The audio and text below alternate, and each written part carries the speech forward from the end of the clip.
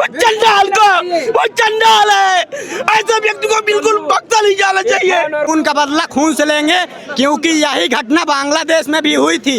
हमारे दीपू चंद दास भाई को जिंदा जला दिए थे, यही जिहादी सुअर थे साले। जिहादी मानसिकता का आदमी है, मदरसा छाप आदमी है। इसको पता नहीं क्या ऐसा लगा, क्या बुरा लगा, इसने मेरे बच्चे को शाम को 6 बजे जो मुल्ला है, जो क्रूर है, जो हमारे छोटे से भाई को मारा है, वो हमें दे दें, हम अपना काम कर लेंगे। जवाबी फायरिंग में दोनों घायल हुए। एक की इस घटना में मृत्यु हो गई और दूसरा अभी उपचाराधीन है, जिसे स्वरूप रानी भेजा गया। नमस्कार दोस्तों, दर्शक न्यूज़ 24 में आप सब लोगों का बहुत बहुत स्वागत है। अभी इस वक्त हमारी मौजूदगी चित्रकूट जनपद के बरगढ़ थाना क्षेत्र के अंतर्गत आने वाले NH 35 बरगढ़ मोड़ पे है। दोस्तों यहाँ पर आप देख पाएंगे बहुत सारे लोगों का यहाँ पर हुजूम है। किन कारणों के चलते मैं आप लोगों को बताना चाहूँगा कि बीते दिनों 22 जनवरी की बात है, जब बरगढ़ थाना क्षेत्र के अंतर्गत रहने वाले आयुष पुत्र अशोक केसरवानी का जो लड़का होता है वो अचानक गायब हो जाता है। जिसके बाद जो पीड़ित परिवार है वो अपने नज़दीकी थाने में जाता है और गुमशुदगी की रिपोर्ट दर्ज कराता है। लेकिन आज पता ये चलता है कि जिस घर में किराएदार रह रहे थे, बक्सा व्यापारी थे, बक्से बनाने का काम कर रहे थे, उन्हीं लोगों के द्वारा उस मासूम बच्चे को कत्ल कर बक्से में भर दिया जाता है। दोस्तों बताते हैं कि यहाँ पर बहुत सारे लोग हैं और अभी ये लोग धरना दे रहे हैं और चक्का जाम किए हुए हैं। चक्का जाम करने का मुख्य कारण ये है कि इन लोगों को न्याय चाहिए और फिर और क्या आगे है वो जानने समझने का प्रयास करेंगे। मऊ मानिकपुर के पूर्व विधायक आनंद शुक्ला जी यहाँ पर बैठे हैं पीड़ित परिवार के साथ। तो आइए बातचीत करने का प्रयास करते, जानने और समझने का प्रयास करते दरअसल पूरा प्रकरण क्या था और अभी इसमें क्या कुछ कार्रवाई हुई है। आप देखेंगे पूर्व मऊ मानिकपुर के विधायक आनंद शुक्ला जी सहित ब्लॉक प्रमुख जी हैं, बहुत सारे लोग हैं। भैया थोड़ा साइड दीजिएगा, आज ऐसे है सहयोगी कहेंगे थोड़ा सामने है। सबसे पहले तो विधायक जी से जानने और समझने का प्रयास करेंगे कि अभी तक इसमें क्या कुछ प्रशासन के द्वारा प्रभावी कार्रवाई हुई है और कैसे इस पूरे घटनाक्रम को अंजाम दिया जाता है। अंजाम देने वाले जो आरोपी हैं वो कब से यहाँ रह रहे थे, क्या कुछ कर रहे थे, कैसा उनका प्लान था। बहुत सारी घटनाएं विस्तार पूर्वक जानने और समझने का प्रयास करेंगे। सर आज आप NH 35 पर धरने पर बैठे हैं, बहुत सारे समर्थक यहाँ पर हैं आपके साथ, क्या कुछ पूरा मामला था और क्यों जाम किया गया है? ये चक्का जाम करने का कारण क्यों है, क्या आवश्यकता पड़ी? कल रात एक घटना घटी जिसमें आपके हमारे अशोक जी के अशोक जी के पुत्र को छोटू नाम का, आयुष नाम का बेटा था, उसके कर दी गई। तो के बारे में सुबह ये लोग बैठे थे धरने पे, मुझे कहीं जानकारी मिली तो मैं यहाँ पे खुद आया जी। तो जानकारी ये मिली कि उस हत्या जो अपराधी थे उनसे वो पुलिस की मुठभेड़ में उन सबको दोनों को गोली लगी, जिसमें डॉक्टरों ने एक को मृत घोषित कर दिया और एक को प्रयागराज रेफर कर दिया गया है। और आने वाले समय में जो भी वैधानिक कार्रवाई होगी वो की जाएगी और इनकी जो मांग है उस मांगों से मैं अपने आप को जोड़ता हूं, उन मांगों को माननीय मुख्यमंत्री तक पहुंचाने का काम किया जाएगा। बताया जा रहा है कि जो आरोपी हैं वो पहले से इन्हीं के घर पे किराए पे रह रहे थे, बक्से व्यापारी। वो विस्तार से विषय ये बताएंगे, परिजन उनके पिताजी हैं जी। बिल्कुल, आइए। जो मृतक बच्चा है, जो मृतक लड़का है, उनके पिताजी हैं अशोक केसरवानी जी। दोस्तों इस समय जो माहौल है वो आप देख पा रहे होंगे, यहाँ का लोगों में आक्रोश है। अब किन कारणों के चलते लोगों में आक्रोश है? क्या उनको जो उचित न्याय है वो नहीं मिला या फिर उचित न्याय के लिए वो लोग NH 35 को जाम किए हुए हैं? भैया आप अशोक केसरवानी जी हैं? जी जी सर। क्या कुछ पूरा मामला है, विस्तार से बताएं जरा। मेरे बच्चे को किडनैप किया गया। कब? कल रात को शाम को लगभग 6 बजे के करीब। अच्छा। और मुझे जो है रात को करीब 8:29 पे पहली कॉल आती है कि तेरे बच्चे का किडनैप हो चुका है जी। और उसके बाद मैंने उसको ये सही से नहीं लिया, ये लगा कि कहीं उठपटांग की कॉल ना हो। फिर दूसरी बार कॉल आती है 8:37 पे जी। और वो बच्चा ये कह रहा है सामने मतलब पर कि तेरा बच्चा किडनैप हो चुका है, तेरे बच्चे ने तेरा नंबर मुझे दिया है और तू जो है मऊ घाटी पे आके मिल 40 लाख रुपए लेके आना। 40 लाख रुपए की फिरौती मुझसे मांगी गई जी। फिर जो है उसको मैंने बच्चे को वहीं पे ढूंढा, जहाँ जहाँ वो खेलता रहता, जहाँ जहाँ उसके दोस्त रहते थे, हर जगह मैंने ढूंढा, कहीं नहीं मिला। फिर मुझे शक पूरी तरह से हो गया कि शायद मेरा बच्चा किडनैप हो चुका है। फिर मैंने जो है पुलिस प्रशासन को सूचना दी। अब पुलिस प्रशासन मेरे साथ किस तरह का बर्ताव किया है वो मैं ही जानता हूँ। क्या किया वो बताइए। प्रशासन मैंने जब सूचना दी आधे घंटे 1 घंटे तक तो कोई दिखाई नहीं दिया। उसके बाद जो है मेरे जो है घर पे मुझे मेरे बच्चे द्वारा सूचना मिली कि इरफान और कल्लू नाम का व्यक्ति जो मेरे बगल में बक्सा का काम करता है। इरफान कल्लू कहाँ रहते थे? ये मेरे घर के जस्ट बगल में ही रहते थे। किराए पे? जी किराए पे रहते थे। पहले ये मेरे ही मकान पे दूसरे मकान पर किराए पे रहते थे। इसकी शादी इसके बहन की और इसकी शादी दोनों होनी सुनिश्चित थी। तो ये आया मेरे पास। इसने जो है मुझसे कहा कि मैं बस से आ रहा था तो मेरा 25,000 रुपये गिर गया है, वो भैया मेरी मदद कर दीजिए, 25,000 रुपये मुझे दे दीजिए, मैं 2-4 दिन में आपको वापस कर देता हूँ, शादी के बाद वापस कर दूँगा। तो मैंने इसको 25,000 रुपये भी दिया। 8 महीना का किराया भी इसके ऊपर मांगी था, वो भी मैंने इससे नहीं मांगा। फिर जब 10 दिन बीत गए तो मुझसे मैंने कहा कि पैसा दो यार, देखो मुझे काम है पैसे का। तो ये पैसा नहीं दिया। उसके बाद जो है धीरे धीरे डेट बढ़ाता गया। होते करते 3 महीने हो गए थे। 3 महीने होने के बाद जो है मैंने इससे फिर पैसा मांगा और कहा कि मेरा मकान खाली कर दो और नहीं तो किराया तुम्हें 3 से 5,000 रुपये लगेगा। फिर इसने जो है ताव में आके कह दिया कि मैं तुम्हारा मकान खाली कर दूंगा और तुम्हारा पैसा भी दे दूंगा। फिर इस जो मकान खाली करने के 5 दिन पहले इसने फ़ोन किया और इसने जब बुलाया और 20,000 रुपये पहले मुझे दिए। फिर जिस दिन मकान खाली किया उसके दूसरे दिन ये फिर 21,000 रुपये दिया। इसके ऊपर शेष कर्जा 8,000 रुपये था। फिर उसी वजह से ये मेरे बच्चे को ताड़ता रहा, क्योंकि मैंने इससे किराया बढ़ाने की जिद की थी और इससे पैसे की डिमांड की थी कि मेरा पैसा मुझे वापस करें। पता नहीं इसको क्या ऐसा लगा। जिहादी मानसिकता का आदमी है, मदरसा छाप आदमी है। इसको पता नहीं क्या ऐसा लगा, क्या बुरा लगा। इसने मेरे बच्चे को शाम को 6 बजे 22 जनवरी को जी 22 जनवरी को 6 बजे शाम को मेरा बच्चा हो गया। रात को करीब 8:29 में फ़ोन करता है। अब मुझे अननोन नंबर से फ़ोन करता है और वो कहता है कि तेरा बच्चा जो है कहाँ है। तो मैंने कहा मेरा बच्चा कि तेरा बच्चा। उसने कहा कि नहीं तेरा बच्चा। मैंने कहा नहीं तेरा बच्चा कहाँ है, तू कौन है, तू बता पहले। तो उसने जो है मैं कहता है कि मैं तुम्हें बताता हूँ अभी। फिर उसके बाद वो फ़ोन काट देता है। फिर रात को करीब 8:37 पे फिर उसी नंबर से फ़ोन आता है। फिर वो कहता है तेरा बच्चा हो चुका है, तेरे बच्चे ने ही तेरा नंबर मुझे दिया है, तो 40 लाख रुपए लेके घाटी पे मिल। मैंने उससे कहा कि तू बोल कौन रहा पहले ये बता। तो उसने कुछ नहीं बताया। उसने कहा कि तू 40 लाख रुपए लेके घाटी में मिल। मैंने पूछा उससे किस घाटी में मिलना है तुझे। तो बोला कि मऊ घाटी पे मऊ बरगढ़ के बीच में जो घाटी है वहाँ पे आके मिल। 40 लाख रुपए लेके आ, तेरे पास केवल 1 घंटे का समय है।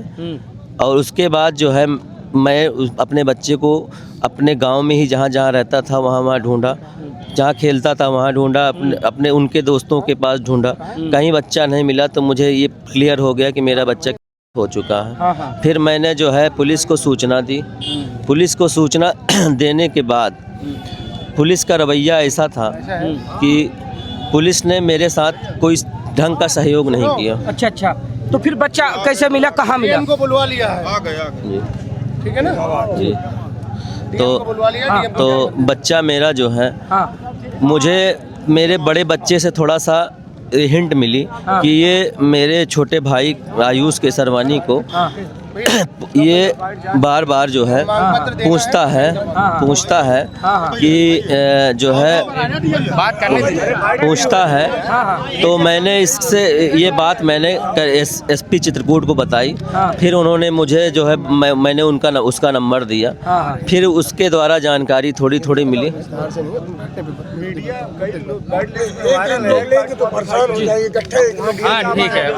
तो उसके बाद फिर ये लोग अपना कार्रवाई की, लेकिन पुलिस जो है इसको 2 बजे तक पकड़ी। लेकिन हम लोगों को सुबह 6 बजे तक छकाती रही। ये कह रही कि लड़का मिल नहीं रहा, अभी ये बोल नहीं रहे हैं, अभी कुछ कह नहीं रहे हैं। उसके बाद हम लोगों को लगभग 7 बजे लोगों के माध्यम से जानकारी मिली कि मेरा बच्चा मेरे ही घर के बगल में लगा के गला के हाथ पत्थर ईंटा के उसको लेटरिन के डिब्बे में, लेटरिन की जगह में उसको गाड़ दिया गया है और उसको प्रशासन वहाँ से निकाल के फिर मुझे देता है। अभी जो एनकाउंटर की बात चले है, आपको जानकारी है इसके बारे में? मुझे कोई जानकारी नहीं है डॉक्टर भाई सर। हम बताए हैं, विधायक जी बताए हैं, जानकारी है। सही। चलिए, तो ये है उस मृतक बच्चे के पिता अशोक केसरवानी जी, जिनके बच्चे का कत्ल कर इन्हीं के घर के समीप जो है बक्से में बंद कर दिया गया था। बताया जा रहा था कल्लू और इरफान नाम के दो शख्स थे जिन्होंने इस पूरी घटनाक्रम को अंजाम दिया, और वो दोनों बक्सा व्यापारी थे। मतलब कि यहाँ पर रहकर पहले इनके घर पर जो है किराए पे रहते थे, उसके बाद इनके घर के बगल में ही पड़ोस में रहने वाले एक व्यक्ति के यहाँ वो किराए पर रहकर अपना बक्से का व्यापार किया करते थे।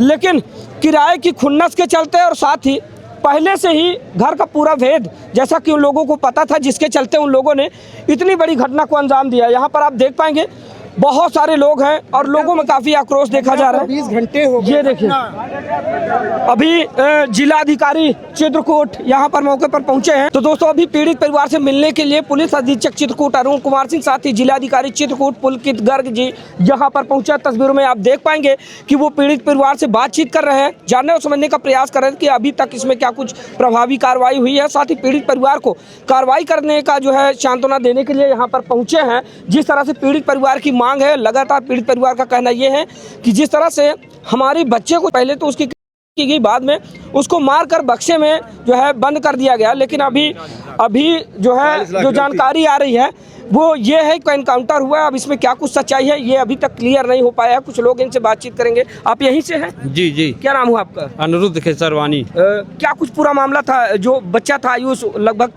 कितनी 11 साल का। 11 साल का था। जी जी। कब ये पूरा मामला घटता है, कैसे आप लोगों को जानकारी मिलती है? क्या ट्यूशन पढ़ के 6 बजे आया। हाँ। 6 से 7 बजे ये हुआ कि अभी बच्चा आया ही नहीं मेरा। हाँ। फिर इसके बाद ढूंढाई चालू कर दिए। ढूंढते ढूंढते फिर ये नहीं मिला तो फिर थाने में इन्वॉल्व हुआ। थाने में मैटर गया। हाँ। फिर पूरी रात ढूंढवाए। फिर इसके बाद एक कॉल आई। फिर 40 लाख का फिरौती मांगने लगा कि घाटी में आइए, 40 लाख के हम आपको बच्चे दे रहे हैं। हाँ। फिर घाटी आए। हाँ। फिर घाटी में कोई नहीं था। हाँ। फिर वहाँ से घर गए। हाँ। घर में गए तो अपना खोजबीन करते रहे। फिर सवेरे लगभग 4 बजे से पता लगा उसका मर्डर हो गया। फिर पता लगा लोकेशन मोबाइल जिसे लगाया था तो वही ये कल्लू नाम से लड़का था, उसी के मोबाइल। कल्लू इरफान उसके नाम से कॉल आया। और फिर इसके बाद उसको ताला तोड़ के देखा गया तो बच्चे को मार के और फिर फांसी में लटकाए हुए थे। फिर उसके घर में 2 बोरी सीमेंट, बालू और नमक बरामद हुआ है। उसी घर में जिस घर में गड्ढा भी खोदा गया है। जो आरोपी है ये कहाँ के रहने वाले? मूलतः यहीं के रहने वाले? ये कर्मा के हैं। कर्मा? जी जी। कर्मा प्रयागराज के रहने वाले हैं कल्लू इरफान, जिन्होंने इस पूरी घटनाक्रम को अंजाम दिया। अशोक केसरवानी के 11 वर्षीय पुत्र आयुष का कत्ल कर उन्होंने बक्से में दफन कर दिया। उन लोगों ने के बाद जो है 40 लाख की फिरौती मांगी थी और फिरौती न मिलने की स्थिति में उन्होंने क्या किया कि उस 11 वर्षीय बच्चे आयुष का कत्ल करके बक्से में बंद कर दिया। जब मकान का ताला तोड़कर देखा गया, इनके द्वारा बताया जा रहा है कि मकान के अंदर सीमेंट, नमक जैसी सामग्रियां पाई गई। यानी कि उनका एक सुनियोजित प्लान था पहले से ही कि इस घटनाक्रम को कैसे और किस तरह से अंजाम देना है। जी जी। है ना जी। तो अभी तक इनकी गिरफ्तारी हुई है, प्रशासनिक रवैया क्या रहा? 4 लोग थे, 2 लोग की गिरफ्तारी हो गई है और 2 लोग फरार हैं। 2 लोग फरार हैं। हाँ, सरकार की तरफ से भी कोई कार्रवाई नहीं है। अफवाह फैला रही कि हम उनका इनकाउंटर कर दिया। अगर ये बात जो चल रही है कि तीनों का इनकाउंटर हुआ है, इस बात में क्या कुछ सच्चाई है? कोई सच्चाई नहीं है। फर्जी फोटो दिखा रहे हैं, चदरा उड़ाए। हाँ। और वही बोल रहे हैं। अगर इनकाउंटर की है तो लाइए, हम लोगों को दिखाइए। क्या चाहते हैं आप लोग? मौत के बदले मौत। हाँ। अनशन तभी खत्म होगा जब हमको न्याय मिलेगी सरकार द्वारा। अगर न्याय नहीं मिलेगी तो अनशन अभी जारी रहेगा। देखिए किस तरह से लोगों में आक्रोश है। क्या नाम है आपका? राकेश बाबू गुप्ता। क्या कुछ कहना चाहेंगे? कहना चाहेंगे कि जो कातिल है उसको पकड़ा जाए और उसको सजा मिलनी चाहिए। जैसे उसकी मृत्यु हुई उससे उसका मृत्युदंड मिलना चाहिए। बिल्कुल मृत्युदंड मिलनी चाहिए। वो हमारा नाती है, मृत्यु मिलना चाहिए उसको। आपका नाती था? नाती था, हमारे रिश्ते में नाती लगता था। हमारे भांजे को भांजा था वो। मैं चौगंडी निवासी का हूँ। हमारे उसको मृत्यु मिलना चाहिए। वो चंडाल को, वो चंडाल है। ऐसे व्यक्ति को बिल्कुल बख्शा नहीं जाना चाहिए। और कल्लू उसको मृत्यु दंड मिलना चाहिए और जो शामिल है उसको सबको मिलना चाहिए। 40 लाख रुपए का अगर मुआवजा मांग रहे हैं उनसे, रिश्वत मांग रहे हैं, क्या अकेला था क्या वो पूरी टीम थी उनकी। 2 लोग को दिखाया जा रहा है अभी। हमारा यही कहना हमारा शासन प्रशासन से, योगी मोदी जी से, कि उनको जहां तक हो सके उनको इनकाउंटर हो, जो भी इस कार में शामिल हैं उनको सबको सजा मिलनी चाहिए, इनकाउंटर होना चाहिए। पाठा एकता जिंदाबाद, पाठा एकता जिंदाबाद, पाठा एकता जिंदाबाद। न्याय मिलना चाहिए, उसको न्याय मिलना चाहिए, उस बालक को न्याय मिलना चाहिए और हाल में न्याय मिलना चाहिए। न्याय की बात कर रहे हैं। क्या करना चाहिए? वो हमारी मांग इतनी है सरकार से, प्रशासन से, जितने भी आदमी हैं, कि जो हमारे भाई को आयुष को मारा है उसे और उसके जितने साथी थे संबंधित व्यक्तियों को जो है पब्लिक प्लेस में जैसे वो मारे हैं, हमें उसी तरह न्याय चाहिए, उसे भी उसी तरह काटना चाहिए। सरकार से अगर ना हो पा रहा हो, जिलाधिकारी से और यहाँ के प्रशासन से, तो उस व्यक्ति को जो मुल्ला है, जो क्रूर है, जो हमारे छोटे से भाई को मारा है, वो हमें दे दें, हम अपना काम कर लेंगे। जय हिंद।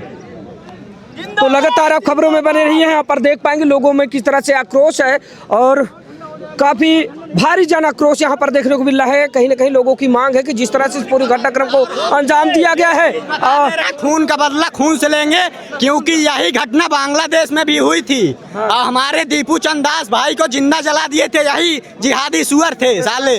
प्रशासन से और आज यही जो है काम यहाँ चित्रकूट जिले में, उत्तर प्रदेश के चित्रकूट जिले में ये किए हैं। हमारे भाई को सीमेंटेड कर दिए हैं, काट के बाहर कहीं जंगल में ले जाके।